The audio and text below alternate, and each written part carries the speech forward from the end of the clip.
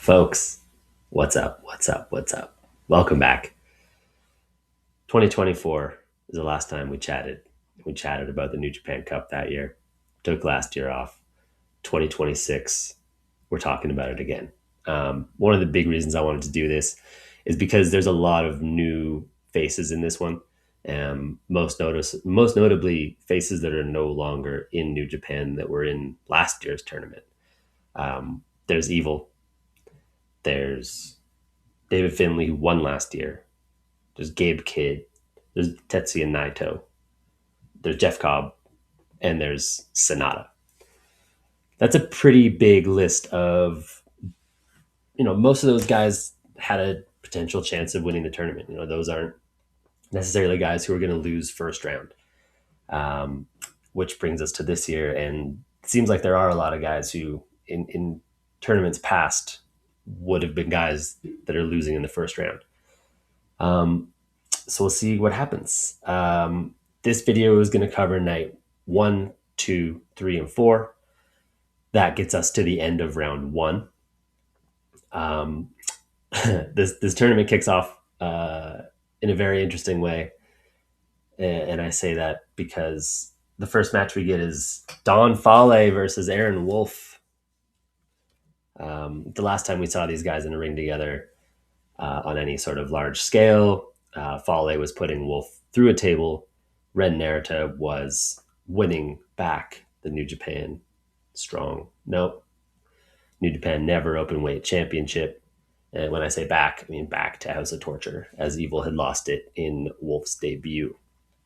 House of Torture guys come out during the intros, and then Don Fale comes out and looks probably like the least like a guy that is going to be in this wrestling match, and yet that's who this match features. Immediately, Aaron Wolf is attacked by House of Torture. Get used to that.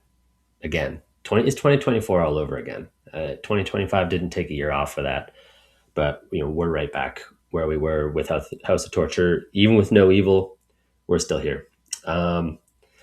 Pretty typical. Aaron Wolf fighting off House of Torture, looking strong when he's doing it. Crowd goes nuts for one big suplex that he hits on Don Fale. More House of Torture beatdowns, House of Torture ref bumps, big angle slam. Crowd's super psyched. It's at Corkin, which is a great place to start the tournament. 1, 2, ref gets pulled out, if you can believe it. More House of Torture beatdown. Super worth noting that both men stay in their shirts for the whole match. That kind of gives you an idea of the quality of this match, which is to say, the quality was quite low, and I didn't enjoy it. I don't know. Fale moves on. He's wrestling Shingo in the next round.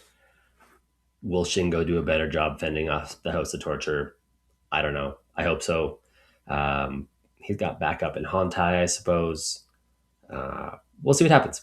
But Fale moves on in a bit of a peculiar match. I don't know what they're setting up with House of Torture and Shingo, but here we are. For a minute here, we got to talk about Aaron Wolf. He starts Wrestle Kingdom, big debut. He beats Evil in what is Evil's last big match. Takes a championship. He's repping the young lion look. Everyone's loving it, and now he's kind of just being treated like a young lion, losing the belt in his first defense, I think. Not being able to get through Don Fale. House of Torture is tough. People do obviously lose to House of Torture all the time, but it's interesting what they're doing with Aaron Wolf, and interesting. I say interesting in the way that Tony Khan says interesting when he thinks that something sucks. I don't know what the plan is. Are they going to have him kind of go back to being a young lion, like start at the bottom, kind of like he was visually representing when he came out at Wrestle Kingdom and like he's looked since? I don't know. If anyone does have an idea, please let me know in the comments, because I can't wrap my head around it. Gato, Dick Togo, whatever. Figure it out, please. Um, Second match, main event from night one, is Yuya Uemura versus Great-O-Khan. We love the Heat Storm, love his music, love his look. Great-O-Khan, in this new kind of iteration of United Empire, is wrestling a lot differently than he did when he was wearing his shorts, and kind of competing a little bit more as a babyface and as a grappler, a wrestler. He's kind of going after kind of like power moves, getting out of situations by nefarious ways, things of that nature. Um, Over the last 365 days, Great-O-Khan is 5-6 in singles matches, whereas Yuya is 12-7. But they're opposite. Their records are quite different at Korakuen. Great-O-Khan has a better win-loss record than Yuya does at Korakuen. It doesn't really matter. Yuya wins. But this is a good match. There's a good count out spot after some chair work outside. Um, Great claw work by O-Khan. He's really embracing the claw. Now he's wearing his long pants again and not freestyle wrestling. Great-O-Khan does kind of the Samoa Joe walkaway spot from Yuya at one point, which is pretty fun.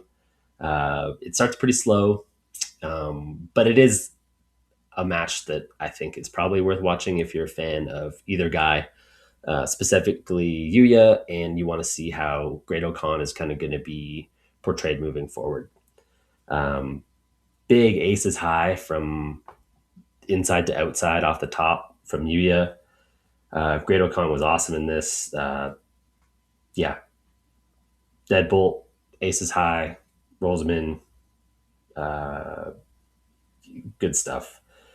Yuya moves on to face Drilla Maloney, who got a bye into round 2 on March 10th. So we'll come back. I think the next episode of this will be all of round 2 summarized. And that's great. Yuya says he promos afterwards because it's the main event. He says he's going to be on top. New Japan's the best, etc. Who could disagree? When they are at their best, they are the best. That's day 1. Day 2 opens up with LP versus Boltin Oleg. Boltin.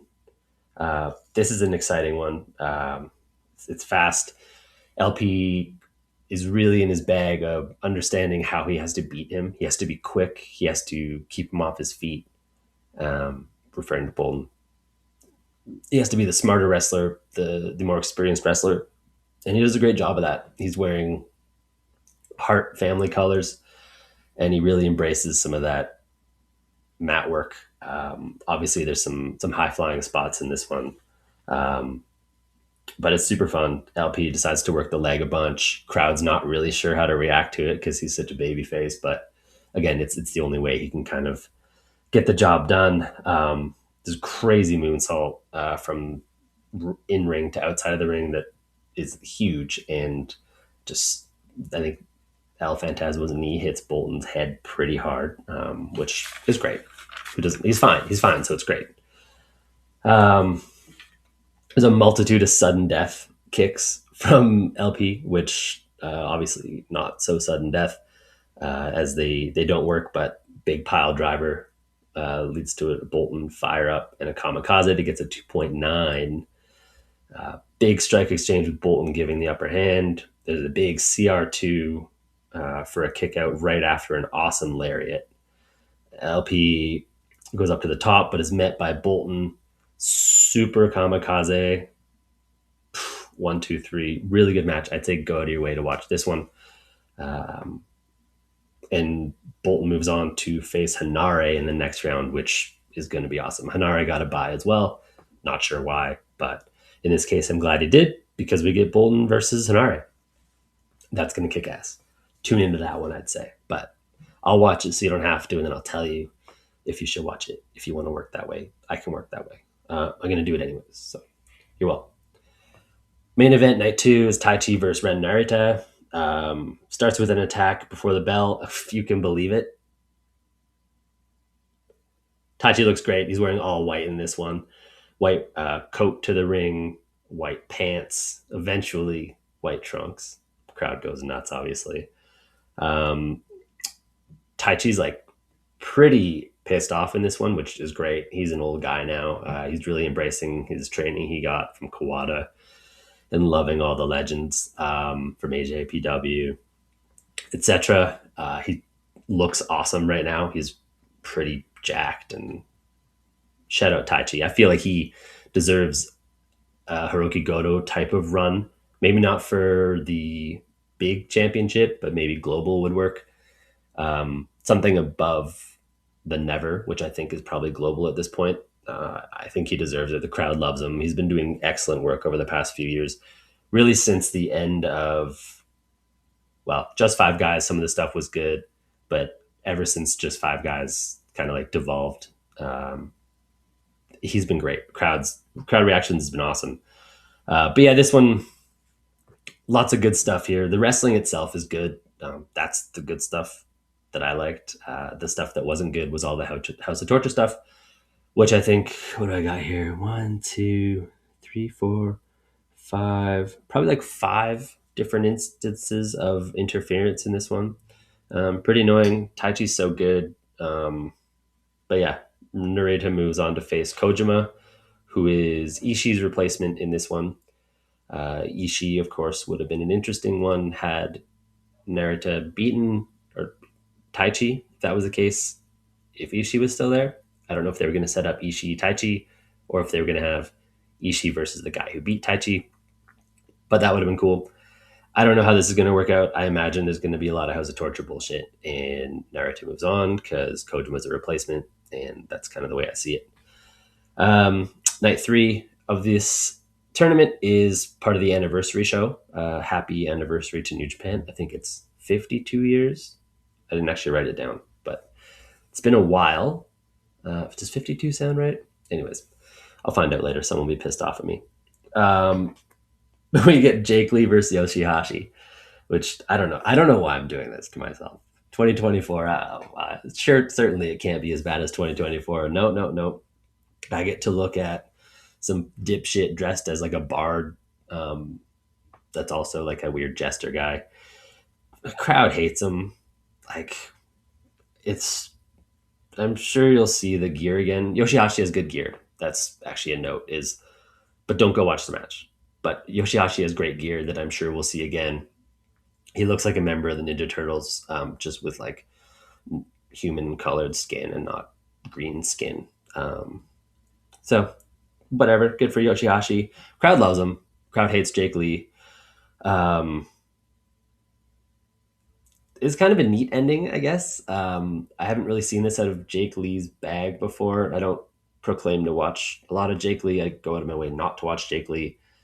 Don't like him, never have liked him, and this iteration of him is the worst I've seen, so not into it. But he does escape Yoshihashi's finishing move and chokes out Yoshihashi, which was kind of neat. But you certainly don't have to give it up to Jake Lee. Jake Lee moves on to face Goto, who of course is Yoshihashi's longtime tag partner. We'll see how that goes. I really hope Goto wins. I don't understand a Jake Lee push past this first round. Totally fine for him to beat Yoshihashi. Jake Lee just had a chance at the heavyweight championship, so I get it. Put Jake Lee over this, but I don't think Jake Lee needs to go over Hiroki Goto. I'm part of the Goto revolution, of course. I think many of the viewers of this are. So hopefully Goto kicks his ass, gets a little vengeance for his boy Yoshihashi, and we don't have to see Jake Lee again this tournament. Fingers crossed. Last match of the New Japan Cup part of this anniversary show is Callum Newman versus Oscar, and this is a pretty sweet one. This is a good match. Both guys going hard.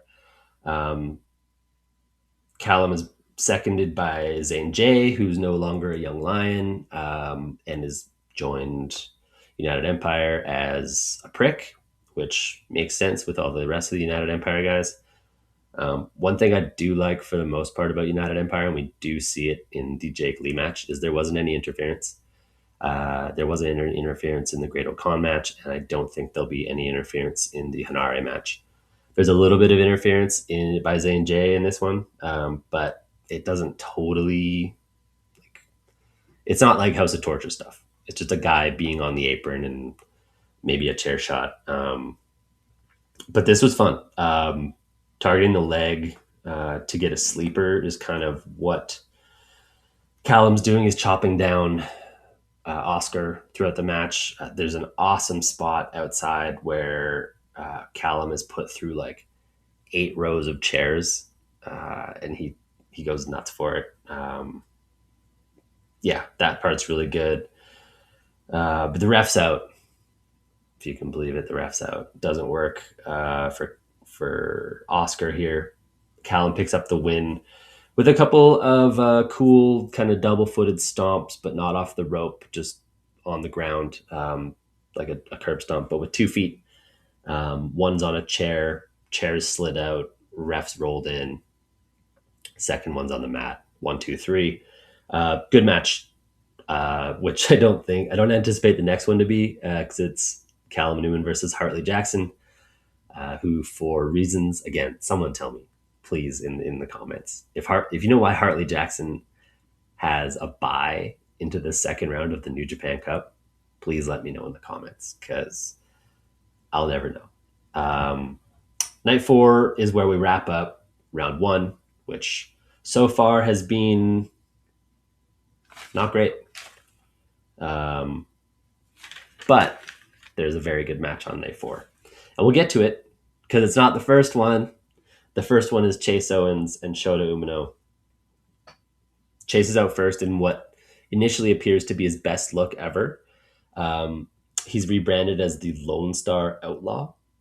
He's in all black. He's got kind of a cool, long black drifter jacket, duster jacket, but it's black. It's not leather. Anyways, pretty cool. Got a cool hat. Texas Outlaw. He's got a branding iron, which of course he's going to use later because he's a part of the House of Torture. War Dogs didn't want him. That was all disbanded, and he has joined House of Torture. So House of Torture's out a bunch in this. Shota Umino comes out to a smattering of applause. This guy's still trying to get himself over. Still not going great. He needs his buddy Yuya in there to get the crowd really going for them. He does have an awesome strike in this. They're wrestling on the outside, just on the apron, as New Japan has the extended apron than most other rings. And there's a huge elbow strike from Shota that gets a pretty audible reaction from the crowd, which is great because he needs something. Chase Owens pisses me off so much, man. He is like he does everyone's moves worse than they do. Like he does like a Timu V trigger. He calls it a C trigger. And he continues to try to pay homage to Bullet Club members and leaders of the past. There's a package pile driver he always tries to get over called The Last Testament. I guess this Texas Lone Star Outlaw is like a big fan of the Book of Eli or something. I don't quite understand. He sucks, you know what I mean? Chase Owens, where he's at, is like Brian Pillman's ceiling. Brian Pillman Jr., of course. Not a compliment, but that's kind of where I see Chase Owens is just a bad knockoff version of dudes who are way better than he is, than he was, and than he ever will be. Moving on is Shota. Shota does move on, which is great. Good guy overcomes. There's near falls, House of Torture interference, the whole shebang. You already know the deal. But Shota moves on to fight. Guess who got a bye? Yujiro Takahashi. Of course, he deserved it. House of Torture member. Buckle up for some more House of Torture business. We hate it, but I'm going to watch it, and I'll tell you whether to watch it or not. Don't bother watching Chase Owens versus Shota. It wasn't very good. Crowd wasn't really sure how to react to a guy that they hate and to a guy that they also don't know what to do with in Shota Umino. Okay, here we go. This is maybe my most anticipated match of the first round of the New Japan Cup. We got Yuto Ice, one half of the heavyweight tag team championships with Oscar, and we've got Ryohei Oiwa, one of the most promising young members in New Japan. He's often overlooked, I think, with guys that have come up a little bit quicker and come up fully within the New Japan system. Shooter, Yuya, Yota Tsuji, that kind of ilk. But we can't forget about Ryohei Oiwa. He comes out looking the best he's ever looked. He looks so sick. First of all, his ring gear is just like black bomber jacket, trunks, brand new, like wolf cut, beautiful color job in it. He looks cool as hell. Comes to the ring, takes off his coat, and boy, this man has been working on his physique. He's the total package at this point. He's so well versed in mat wrestling and grappling, huge strikes with his lariats, and great throws. Throughout this one, he's looking for like a crotch hold Saito suplex that he works for. He's working Yuto Ice's arm a lot in this one. And Yuto continues to be able to escape from that kind of crotch grab into the Saito. He eventually hits it, but prior to that, obviously, Ice comes out. Crowd loves Ice. Yuto Ice, anyways. Comes out in his tag championship looking really calm, cool, collected. He's got his chain, got a hoodie, just ready to get in there and literally kick some ass. Kicking is a huge part of Yuto Ice's game, and we haven't seen someone with his build and size be like a kick guy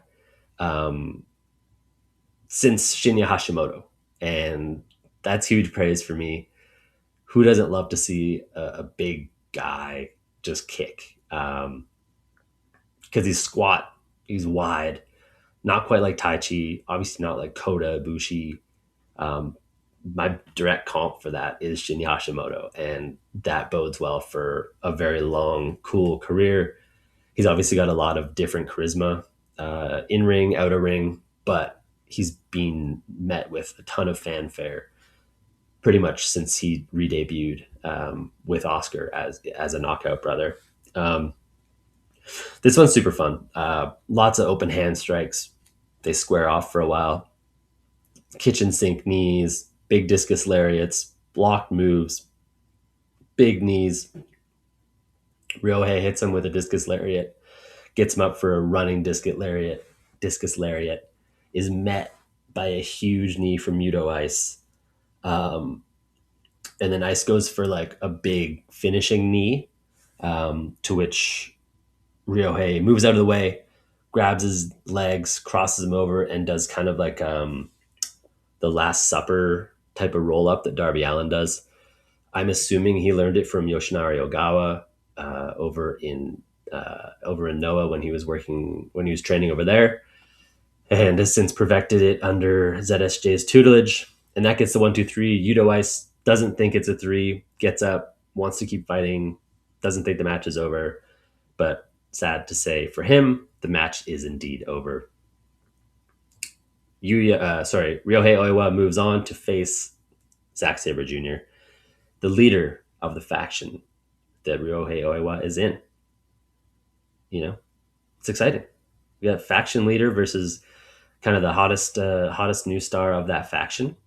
I don't know if we've got it before, but the way that Roy is wrestling right now and the way he looks right now, I think it would be a good time to put him over. It's New Japan. You never know what they're going to do with a younger guy versus an established vet, especially a guy who's won this tournament before. But I think it'd be a great spot to put Ryohei Oiwa over, and eventually, he's not going to win the tournament. I don't think, not this time. I think he will eventually, but he is going to look really good, whether it's a win or loss against Zach. Zach's going to put him over huge, I imagine, if he gets the mic afterwards, and it'll be great. After this one, when Ice is leaving, Ryohei does have the mic and he just kind of puts over Ice and the crowd loves it. And that's that. Like I said, he's moving on to face ZSJ in the second round. A couple other second round matchups that are very intriguing to me would be Oleg Boltin versus Aaron Hanare, which I mentioned earlier. Those guys are going to club each other very hard. They're going to throw each other around. I think we'll see some very impressive, holy smokes, he did that type of stuff, just mainly with strength. Hopefully with some viciousness from Hanare, and maybe he brings that out of Boltin. I kind of see Hanare maybe moving forward, and then that setting up a never championship match down the line, because that would kick ass. Sorry, strong open weight, not never. My bad. That's the belt that Oleg got from Ishii a couple weeks ago in New Jersey. And that match kicked ass. Watch that if you haven't watched it. So for me, the first round, fine. Watch Oiwa versus Ice. Watch Boltin and whoever I said earlier. Sorry.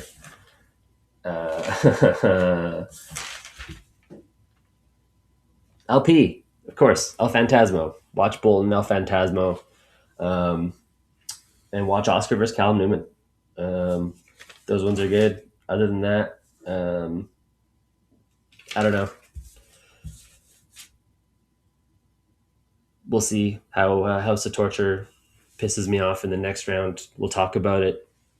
Leave a comment. We'll chat in there. Otherwise, you know where to find me. Thank you for your time. We'll talk after round 2. A couple matches to look forward to. I'll watch them and tell you if you should. And we'll chat soon. Thank you. Bye bye.